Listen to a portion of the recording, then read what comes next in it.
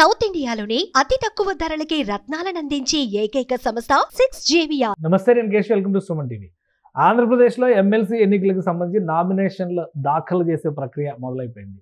Janasena party అభ్యర్థిగా, అలానే కూటమి పక్షాన తొలి అభ్యర్థిగా నాగబాబు తన నామినేషన్ని దాఖలు చేయబోతున్నారు. దీనికి సంబంధించినటువంటి ప్రాసెస్ మొత్తం కంప్లీట్ అయింది. ఇంకా ఎవరెవరు ఈ రేస్లో ఉన్నారు, అలానే పోటీ విషయంలో ఒక క్లారిటీతో కూటమి నాయకత్వం వ్యవహరిస్తున్నటువంటి తీరు వలన ఏ పార్టీకి ఎన్ని సీట్లు దక్కేటువంటి అవకాశం ఉంది, ఒకసారి విశ్లేషించేటువంటి ప్రయత్నం చేద్దాం. మనతో పాటు అనలిస్ట్ చంద్ర శ్రీనివాస్ గారు. చంద్రశ్రీనివాస్ గారు నమస్కారం. నమస్కారం అండి. నాగబాబు గారి ప్రాసెస్ స్టార్ట్ అయిపోయింది, నామినేషన్ వేసేస్తున్నారు ఇవాళ.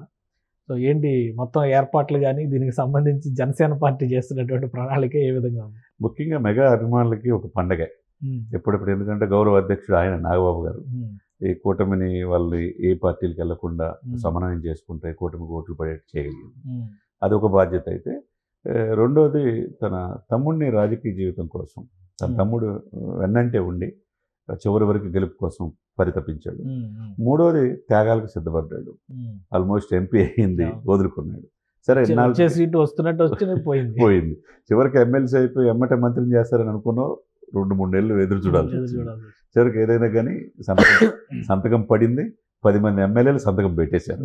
ఇక మనోహర్ గారితో సహా, అరణ్ శ్రీనివాసులతో సహా పెట్టిన వాళ్ళందరూ కూడా, లోకం మాధవి తర్వాత అందరూ కూడా 10 మంది పెట్టేసి, ఏదైతే నాయకుడు పవన్ కళ్యాణ్ గారు ఆదేశించారో దానికి అనుగుణంగా పత్రాలు రెడీ చేశారు. ఈరోజు మంచి రోజు అని చెప్పి శుక్రవారం నామినేషన్ శాసనమండలిలో సబ్మిట్ చేయబోతున్నారు. ఇది ఫస్ట్ గుడ్ మూవ్గా మనం చూడాలి. ఎందుకంటే కూటమిలో యాక్చువల్గా ఇప్పుడు మిగతా ఖాళీగా ఉన్న 4కి టీడీపీ ముందు ప్రకటించాలి. ఎందుకంటే దానికి ముందే జనసేన చాలా క్లారిటీగా ఒక వ్యక్తి, ఒక సీటు, ఒకే క్యాండిడేట్ అని చెప్పి ప్రకటించడం అనేది అది గుడ్ మూవ్గా మనం చూడాలి. మిగతా అంటే 10 మంది ఎమ్మెల్యేలకి దీనికి ఇదైపోతుంది.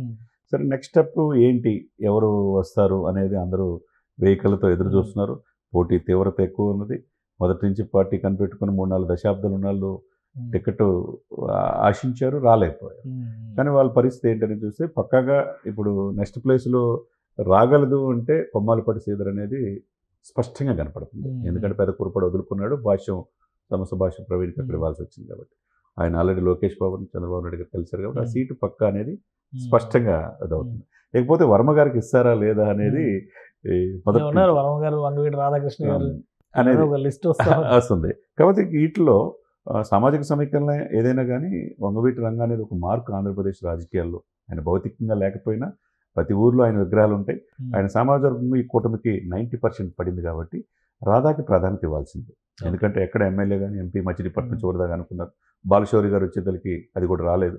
Party కనిపెట్టుకున్నాడు, party line దాట్లా. కాబట్టి వంగవీటి రాధాకి ఎమ్మెల్సీ చేయాల్సిన అవసరం తప్పనిసరి పరిస్థితిగా టీడీపీకి ఉన్నది. లేకపోతే నెక్స్ట్ మీరు అన్నట్టు మనం కూడా మాట్లాడుకున్న నిన్న కూడా ఒక రిజర్వేషన్ పాయింట్ ఆఫ్ వ్యూ ఒకటి ఉంటుంది. దాన్ని ముస్లిం మైనార్టీకి ఒకరికి ఇవ్వాలి, ఒక ఎస్సీకి ఇవ్వాలనేది ఆ చర్చ నడుస్తుంది. కాబట్టి అది ఎవరికి ఇస్తారు, 2 రోజుల్లో అనౌన్స్ చేసే అవకాశం ఉంది. 10వ తారీఖు కల్లా నామినేషన్స్ అయిపోతాయి. డెఫినెట్గా ఈ రోజు సాయంత్రానికి పూర్తిగా అవగాహన వచ్చింది అని చెప్పి అంటున్నారు. ఈ రోజు సాయంత్రం కానీ, లేకపోతే రేపు మార్నింగ్ కానీ. ఇప్పుడు శాసన మండలిలో ఎంటర్ అయిన తర్వాత నాగబాబు గారు ఇప్పుడు శాసన మండలిలో జనసేన పక్ష నేతగా కూడా మారే అవకాశం ఉంటుంది. ఎందుకంటే 2 సభ్యులు ఉన్నారు.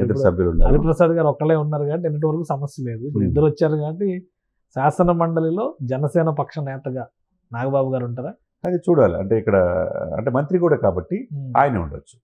ఎందుకంటే అది హైరార్కీ ప్రకారం ఉంటుంది. ఒక జర్నలిస్ట్ నుంచి ఎవరు ఊహించిన విధంగా పవన్ కళ్యాణ్ గారు కార్యదర్శి ఉన్న వ్యక్తికి ఆ ఫెటర్నిటీ నుంచి ఎమ్మెల్సీ రావటం ఆయన అదృష్టంగా భావించాలి. అది దాంతోపాటు ఆయన రాజకీయ కార్యదర్శిగా డ్యూయల్ రోల్ పోషిస్తున్నాడు. కాబట్టి పిఠాపురం కార్యక్రమాలు కూడా ఆయన చూస్తున్నాడు. కాబట్టి ఒక మంత్రిగా శాసన మండలిలో బాధ్యత అంతా నాగబాబు గారు చూసుకునే అవకాశాలు స్పష్టంగా కనపడుతుంది అన్నమాట. కూటమి ఒక క్లారిటీతోనే ముందడిగా డెఫినెట్గా. ఎందుకంటే పిఠాపురం రేపు 14వ తారీఖు ప్లీనరీ ముందు రంగరంగ వైభవంగా చేయాలని 10 నుంచి 15 లక్షలు అని చెప్పేసి కమిటీలు వేసుకొని చాలా భారీగా ప్లాన్ చేసుకుంటారు.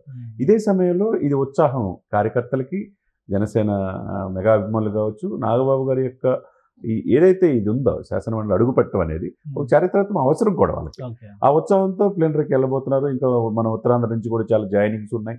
ఇంకా ఏం చెప్పబోతున్నాడు, భవిష్యత్తులో జనసేన పార్టీ జాతీయ పార్టీగా ఆవిర్భవిస్తుందా, ఎలా ఉండబోతుంది, మన లక్ష్యాలు ఏ విధంగా రీచ్ అయ్యారా లేదా, ఈ క్యాడర్కి ఏ విధంగా ఏం చెప్తాడనేది అన్ని రాజకీయ పార్టీలు మేధావులు వెయిట్ చేస్తున్నారనమాట. ఓకే, ఆల్రెడీ రిజర్వ్ అయింది కదా గుర్తు కూడా తెలంగాణలో. జాతీయ స్థాయికి జనసేన పార్టీని మళ్ళీ జాతీయ జనసేన పార్టీ అనకూడదు, ఎందుకంటే ఇంకొక పార్టీ ఏదో అనకూడదు. ఇప్పుడు మనం చూస్తే బీఆర్ఎస్ పార్టీ కూడా టీఆర్ఎస్ పార్టీ నుంచి బీఆర్ఎస్ పార్టీకి ఎమర్జ్ అయిపోయి ఏపీలో పొడి చేద్దాం అనుకున్నారు, సరిహద్దు రాష్ట్రాల్లో కూడా వెళ్ళారు, మనం చూసాం. కారణాలు ఏమైనా ప్రయత్నాలు చేశారు. తర్వాత టీడీపీ జాతీయ పార్టీగా ఆవిర్భించింది. జాతీయ ప్రధాన కార్యదర్శిగా లోకేష్ గారు ఉన్నారు, చంద్రబాబు నాయుడు గారు జాతీయ అధ్యక్షుడిగా ఉన్నారు. ఇక్కడ లోకల్గా వేరే ఆంధ్రప్రదేశ్లో ఆయన శ్రీనివాస్ గారు ఉన్నారు. సరే, ఏదేమైనా కానీ జనసేనకి ఆ ఎడ్జ్ ఉంది, ఆ వ్యాక్యూమ్ కూడా ఉంది. ఆ నడిచే రాజకీయ పార్టీలు యువత కూడా జనసేన వైపు చూస్తుంది కాబట్టి భవిష్యత్తులో జాతీయ పార్టీగా ఆవిర్భించి దానికి సంబంధించి ఒక డైరెక్షన్ రావచ్చు, డెఫినెట్గా వచ్చే అవకాశాలు స్పష్టంగా. థ్యాంక్ యూ శ్రీనివాస్ గారు. ఇది నాగబాబు ఎంట్రీ ఖరారైంది, సంతకాలు కూడా పెట్టేశారు, నామినేషన్స్ దాఖలు చేస్తున్నారు. ఇక కూటమి అభ్యర్థుల ప్రకటనకి 1 రోజు నుంచి 2 రోజుల సమయం పట్టేటువంటి అవకాశం కనిపిస్తుంది. ప్లేనరీ ద్వారా ప్రత్యేకమైనటువంటి దిశానిర్దేశం జనసేన పార్టీ క్యాడర్కి చేసే అవకాశం ఉందని చంద్ర శ్రీనివాస్ గారు విశ్లేషిస్తున్నారు. జాతీయ స్థాయి రాజకీయాల్లో జనసేన రాబోయే రోజుల్లో కీలక పాత్ర పోషించే అవకాశం కూడా ఉందని విశ్లేషిస్తున్నారు. ఇది special discussion. Keep watching. Suman టీవీలో మీ పర్సనల్ అండ్ బిజినెస్ ప్రమోషన్స్ కోసం కింది నెంబర్కి కాంటాక్ట్ చేయండి.